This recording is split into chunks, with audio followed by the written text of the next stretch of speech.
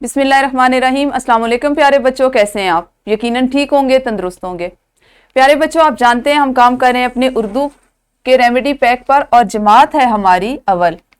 آج آپ نے ریمیڈی پیک کا جو صفحہ کرنا ہے اور اس میں جو حاصل تعلم یا حاصلات تعلم ہمارے پاس شامل ہیں وہ ہے حرکات کی علامات زبر، پیش، زیر، تنوین اور شد وغیرہ کے درمیان امتیاز کر سکیں، یعنی فرق کر سکیں۔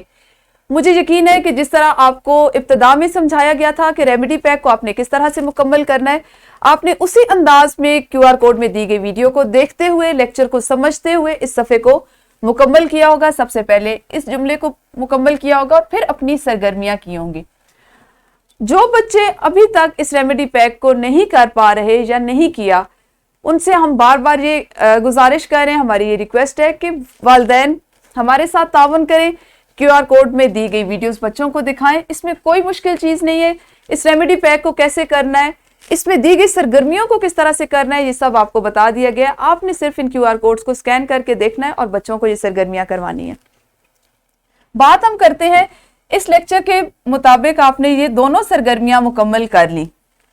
اب آپ نے اس حاصل تعلم سے، یعنی جو ہمارے پاس تھا کہ حرکات کی علامات جس میں زبر، زیر، پیش، تنوین، شد وغیرہ شامل ہیں، ان کے درمیان آپ فرق کیسے کر سکیں گے، تو آپ دیکھیں کہ آپ نے اگر یہ فرق اردو میں سیکھ لیا ہے تو آپ کو اس سے زیر، زبر، پیش کے استعمال سے، شد کے، تنوین کے استعمال سے آپ کو یہ پتہ چل جائے گا کہ قرآن پاک میں بھی یہ علامات استعمال ہوئی ہیں۔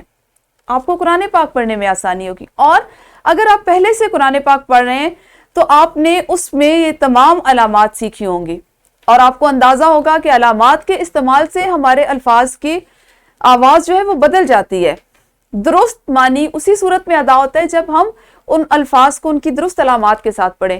تو کوشش کریں کہ ان علامات کو بول چال میں بھی اس طرح سے استعمال کریں کہ آپ کو نہ صرف یہ اپنی اس کتاب میں فائدہ دے، بلکہ آپ قرآن پاک پڑھ رہے ہو تو اس کو پڑھنے میں آسانی ہو۔ اگر آپ بات کر رہے ہو اور آپ کے سامنے کوئی غلط لفظ بولے تو آپ کو پتا ہو کہ اس نے اس پہ چونکہ غلط علامات کا استعمال کیا ہے تو آپ اس کی درستی کر سکیں، آپ اس کی اصلاح کر سکیں۔ تو کوشش کیا کریں اپنے والدین کے ساتھ مل کر اردو بول چال میں ایسے الفاظ استعمال کریں جس میں زیر، زبر، پیش استعمال ہو۔ جیسے آپ نے یہ سرگرمیاں کرتے ہوئے دیکھا ہوگا کہ کس ایک لفظ تھا آپ کے پاس، ٹھیک ہے، اگر آپ اس کے اوپر اس کے نیچے زیر نہیں لگائیں گے، اس کو پیش کے ساتھ پڑھیں گے، ادا کریں گے تو یہ کس بن جائے گا۔ کیا یہ لفظ صحیح ہوگا؟ اسی طرح سے آپ کے پاس دم، اگر آپ کو پتا ہونا چاہیے کہ اس پہ کون سی علامت لگے گی۔